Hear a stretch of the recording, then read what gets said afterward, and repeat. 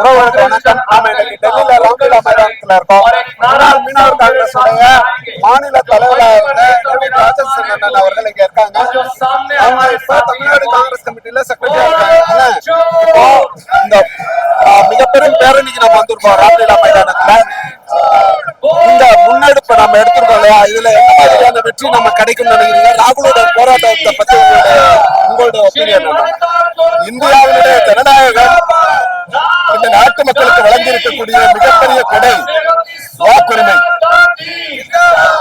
அந்த வாக்குரிமையை இந்த நாட்டில் இருக்கக்கூடிய எல்லா மக்களுக்கும் ஒரு காலகட்டத்தில் செல்வந்தர்களுக்கு மட்டுமே இருந்த வாக்குரிமையை இந்த நாட்டு மக்கள் அனைவருக்கும் வழங்கியது காங்கிரஸ் கட்சி.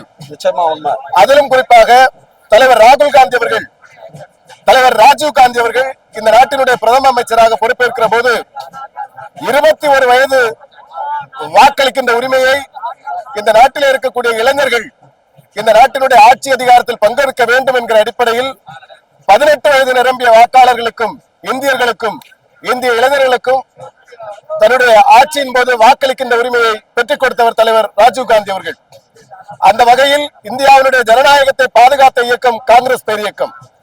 ஆனால் கடந்த காலங்களில் நரேந்திர மோடி இன்றைக்கு இந்த நாட்டிலே பிரதம அமைச்சரானதற்கு பின்பாக இந்த நாட்டு மக்களினுடைய உண்மையான வாக்குரிமையை திருடி இந்த நாட்டிலே பெரும்பான்மையான மாநிலங்களிலே பாரதிய ஜனதா கட்சி ஆட்சி அதிகாரத்துக்கு வந்திருக்கிறது.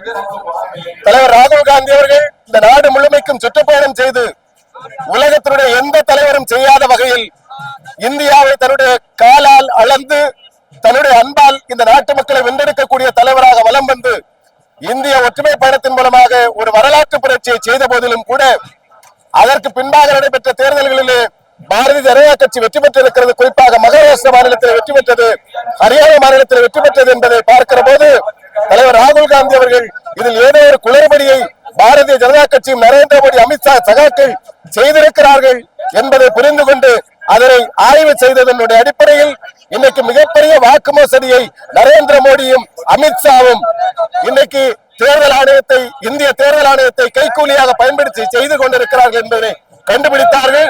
அது கண்டுபிடிக்கப்பட்டது மட்டுமல்லாமல் இன்னைக்கு இந்தியாவில் இருக்கிற அத்தனை பத்திரிகையாளர்களையும் சந்தித்து நரேந்திர மோடியும் தேர்தல் ஆணையத்தை கைப்பாவையாக பயன்படுத்தி இந்த நாட்டினுடைய ஜனநாயகத்தை படுகொலை செய்திருக்கிறார்கள் என்கிற செய்தியை தலைவர் ராகுல் காந்தி அவர்கள் உலகத்திற்கு பிரகடனப்படுத்தி இருக்கிறார்கள்.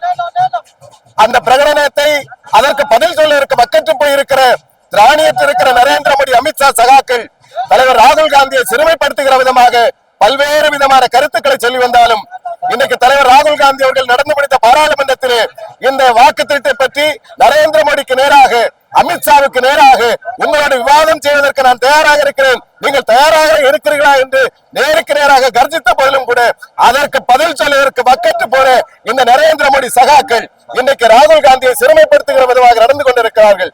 எனவே அந்த வகையில் இந்த நாட்டு மக்களை ஒருங்கிணைத்து இந்த வாக்கு திருட்டை மக்கள் மன்றத்தில் எடுத்துச் செல்வதற்காக இன்னைக்கு தலைவர் ராகுல் காந்தியுடைய தலைமையிலே கன்னியாகுமரியிலிருந்து காஷ்மீர் வரை ஒன்றுபட்ட தேச மக்கள் தன்னுடைய மதத்தை, தன்னுடைய மொழியை, இனத்தை மறந்து தலைவர் ராகுல் காந்திக்கு பின்பாக, இந்திய தேசிய காங்கிரசுக்கு பின்பாக இந்த நாடு ஒற்றுமையாக இருக்கிறது என்பதை வலியுறுத்தி உலகத்திற்கு எடுத்துச் சொல்லுகிற விதமாக இன்னைக்கு நாங்கள் கன்னியாகுமரி மாவட்டத்தில் இருந்து, இந்தியாவினுடைய கடைகோடி மாவட்டத்தில் இருந்து இங்கே வருகை தந்திருக்கிறோம். தமிழகத்திலிருந்து வருகை தந்திருக்கிறோம். மகாராஷ்டிரா மாநிலத்திலிருந்து, கேரளாவில் இருந்து என்று இந்தியாவினுடைய அனைத்து மாநிலங்களில் இருந்து இன்றைக்கு பல லட்சக்கணக்கான காங்கிரஸ் பேரியக்கத்தை சார்ந்த தோழர்கள் பெரும்பான்மையாக இங்கே கலந்து கொண்டிருக்கிறார்கள். நரேந்திர மோடிக்கு இந்த போராட்டம் என்பது சிம்ம சொப்பனமாக அமையும் என்பதோடு மட்டுமல்ல, வரக்கூடிய காலங்களில் தலைவர் ராகுல் காந்தியுடைய கருத்தை வலுப்படுத்தும் வகையில் இந்த போராட்டத்தை மிகச் சிறப்பான முறையிலே இன்னும் வேகமாக ஒவ்வொரு காங்கிரஸ் கட்சியுடைய தொண்டரும் முன்னெடுப்பார் என்று சொல்லி வருகிற தேர்தல் என்பது நரேந்திர மோடிக்கு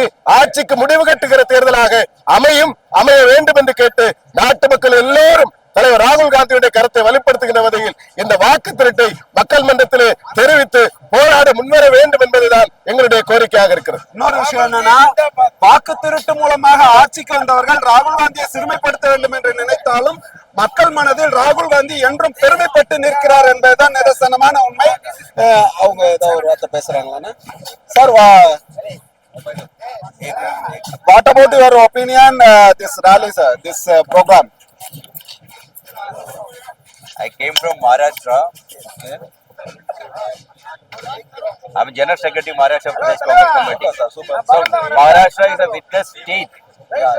After the Maharashtra election, the Rahul ji come to know about this whatever the technique BJP added.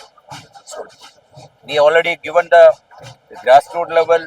What's your working starting experience. from Maharashtra only? See, Maharashtra election last time, the Yeah, it of happened course, of about course, it of everywhere. Many places actually they were added in the Bogus road. Okay. And same the all missionaries they are using. Okay, okay. So this is a situation going on in the entire state and other as well as the country. Okay, okay. So this is the things we can come to know, but we wanted it. The public should come out. The public is not coming out. There are only the people are doing. So we are doing here the Ochori campaign. And Ochori campaign is not still ending today.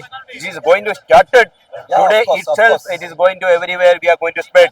The problem, BJP, the powerful party now, the ruling party, they are going to give the comment. The Congress people job is only the against. But public should aware about this. So we are fighting with the common people and common people rights. இந்த வாக்கு திருட்டு என்பது இது முடிவல்ல, இப்பொழுதுதான் ஆரம்பித்திருக்கிறது. ஆரம்பித்திருக்கக்கூடியது இந்த சர்வாதிகார நாசகார அரசு என்று முடிவுக்கு வருமோ அன்றுதான் இந்த வாக்கு திருட்டுக்கு எதிரான ஒரு போர், இது வந்து சுதந்திர போர் தான் சொல்ல இந்த சுதந்திர போர் வந்து நிச்சயமா முடிவு பெறும். அப்பொழுதுதான் இந்திய மக்கள் ஒரு நிம்மதி பெருமூச்சை அடைவார்கள். என்று சொன்னால் ஜனநாயகத்தின் வழியில் தேர்ந்தெடுக்கப்பட்டவர்கள் ஆட்சி கட்டிலில் அமர வேண்டும். சர்வாதிகாரத்தை கையில் தூக்கி வாக்கினை திருடி ஆட்சி கட்டிலில் அமர்ந்திருப்பவர்களை மக்கள் ஒருபோதும் ஏற்க மாட்டார்கள் என்பதுதான் நிதர்சனமான உண்மை. நன்றி அருமை அவர்களே. தொடர்ந்து பாடுபடுவோம். ராகுல் காந்தியின் கரங்களை வலுப்படுத்துவதற்காக ஒன்றிணைவோம், வென்று காட்டுவோம். நன்றி. ராகுல் காந்தி ஜிந்தாபாத், ராகுல் காந்தி ஜிந்தாபாத், ராகுல் காந்தி ஜிந்தாபாத். ஜெய் காங்கிரஸ்.